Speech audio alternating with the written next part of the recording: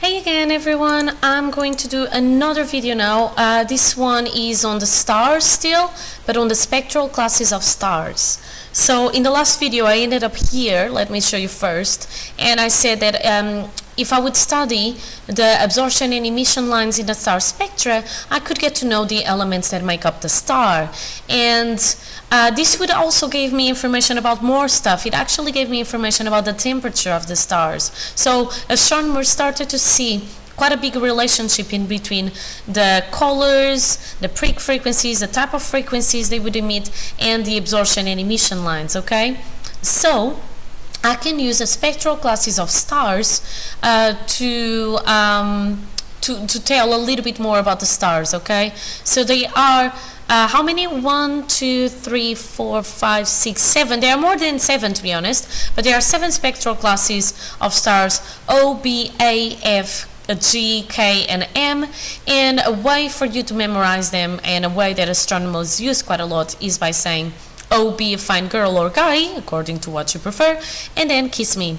And this would be a way for you to memorize the different classes in order. This order that I have in here is starting from the hottest stars, O, to the least hot stars, the cooler stars, M. So O's are more likely to be blue stars, and M's are going to be more likely to be the red stars, okay?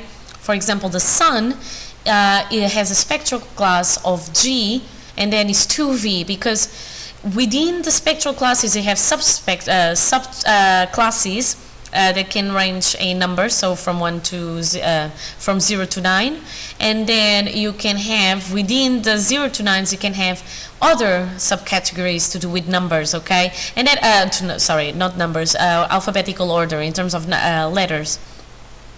And then according to where about they are within their spectral class, they will have a certain number and letter, okay? So these are the types of stars that I can have: O, B, A, F, G, K, and M, okay?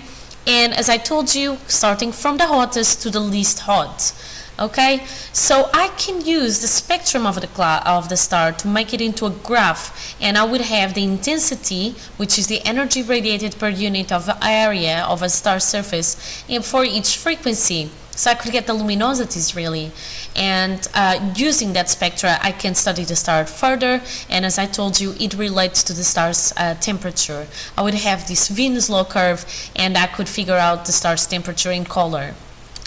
Now, the spectral classes of the stars, okay? So there are stuff that you need to know, so this is in more detail. So spectral class O and B, they tend to be blue stars. Then when I go to A, F, and G, they tend to be white.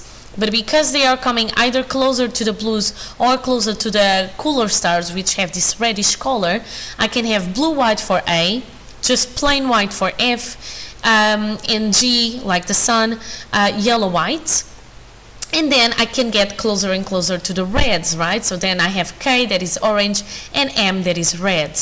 The temperature ranges, this is the surface temperature, okay? So the temperature, 25,000 to 50,000 kelvins for blue, the O blues, 11,000 to 25,000 for the B blues, 7,500 to 11,000 for the blue-white A spectral class stars, 6,000 to 7,500 for the F white stars, 5,000 to 6,000 for the G yellow-white stars, so the Sun is at about 5,700 Kelvin, the surface temperature. Orange stars, the K stars, 350 to 5,000 Kelvin in terms of the surface temperature, and the red stars, the M stars, are going to be 3,500 or below. Really, I mean, when you get the 3,500, they are in between. The prominent absorption lines, I could have the helium plus helium or hydrogen for the O stars, helium and hydrogen for the B stars. As you can see, they kind of superimpose, right? Hydrogen the strongest, and then ionized metals for A, ionized metals alone for F, the one that was white alone, ionized in neutral metals, yellow-white, ionized in neutral metals for orange, and neutron atoms and titanium oxide for the red stars. Okay, so I told you about the spectral classes, how they relate to the color and temperature. I told you even how you can figure out, how to remember all these names. And then I could put it all in a diagram, which was the Hertzsprung-Russell diagram. Now, this diagram that I have here is just for fun, is for the astronomers, where I have the absolute fame instead of the absolute magnitude or the luminosity in the y-axis, and I have the peer-reviewed scientific paper, okay, in the x-axis, and I have people like Brian Cox as the meteor stars, Professor Stephen Hawking, Carl Sagan, Michio Kaku, Neil deGrasse Tyson, so all of them. Then we have the academic giants as well, the main carrier sequence astronomers. We have the new branch media, the proto-astronomers, so proto-stars, and the dark astronomers, okay? So this is for the astronomers, but really the one that we want is this one. So that's the Hertzsprung-Russell diagram for the stars. Now, I have here the spectral class that I told you about, and as you can see there, I even have the colors in there. I have the surface temperature, okay? So this ranges from 50,000 to 2,500 Kelvin. And then I have absolute magnitudes that range from -10 to +15. I can translate them into luminosities, and I can make this to be from 10 to the power -5 luminosities relating to the luminosity of the sun, to 10 to the power 6, so a million times more, 1 billion more times luminous than the sun, okay? And here, when you see the luminosity of 1, that's the luminosity of the sun, okay? So 1 is for the sun, and if you go along this line and you go right on top in terms of G, you'll find the sun right here. So that's where we are in terms of the main sequence, okay? You always also have the lifetimes of the stars, and as you can see, stars, they are hotter and more massive. They have shorter lives than stars, they are less massive and cooler. That's because the more massive stars, they have more pressure, therefore they have a higher temperature, so the fusion rate happens fastest, okay? So they run out of fuel, which is the only thing that they can use to counterbalance the gravity. They run out of fuel faster or earlier, and therefore they die. I'll go more in the life of stars in a second. So that's the, as I told you, the HR diagram, or the Hertzsprung-Russell diagram, okay? And the stars, they just, this is what they do. So for example, I'll tell you about the sun to give you an example. So this is the life of a sun-like star in the diagram. So this is where the sun is at the moment, and this is what the sun is going to do during its lifetime, okay? So the sun at the moment is a G-class star, okay? And it has an absolute magnitude of 5, so that's where the sun is. 5, so luminosity of 1, a G star, so that's the sun, okay? So it's a main sequence star where most stars pass their lives, okay? Now, as it uses the hydrogen fuel and starts fusing helium, the core is going to get much hotter and it will expand, okay? So this is just to say that it's in the main sequence. It will expand. At the point, it will leave the main sequence and become a giant star. So it goes right there for the red giants. It goes up, okay? The diameter is going to get so big that it's going to engulf all planets up to Mars, okay?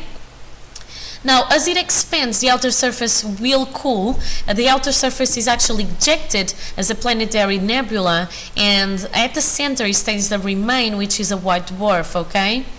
So the helium fusing continues, but eventually the outer material of the sun will be pushed away to form a planetary nebula, as I told you, but leaving an extremely hot and small, so very dense core, which is a white dwarf.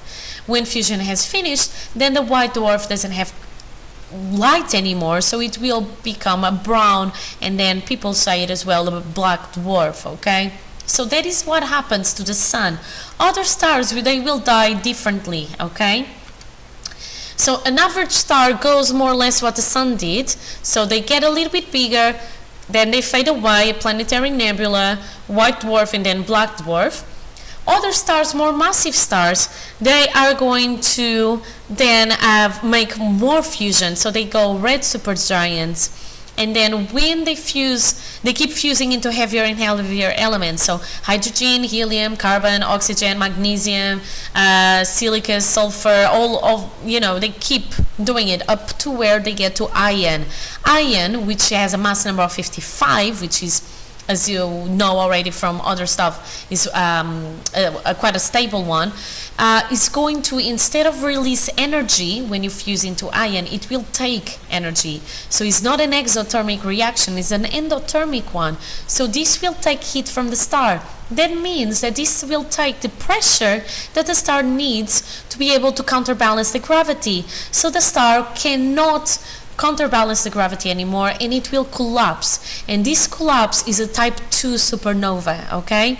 You will know the difference between type 1 and 2 in a second as well. From there, according to the initial mass of the star, I could either get a neutron star or I could get a black hole.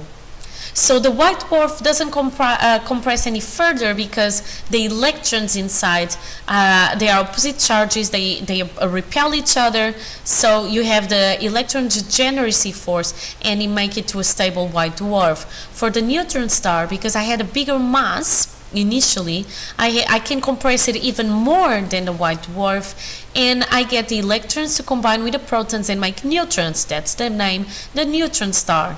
They can send pulses of radiation, okay, the electrons can come out from the sides of the magnetic field, and if it rotates and I see it, I can call it a pulsar.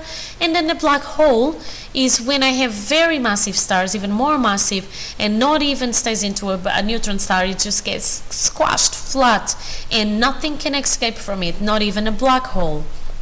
For you to know more about the life cycles of stars, I will put under the description this link from the History channel, a documentary about the life and the death of a star, okay? I think this particular link doesn't work and I'll give you a different one, but at least that's the name that you want to search on YouTube if either the links stop working, okay, or if neither the links work, alright? So that's all about the spectral type of the stars, spectral class, the HR diagram, and the life cycle of a star, plus you knowing how the sun behaves within the HR diagram. So I hope it made sense, I hope you had fun, and I'll see you in another video. Bye!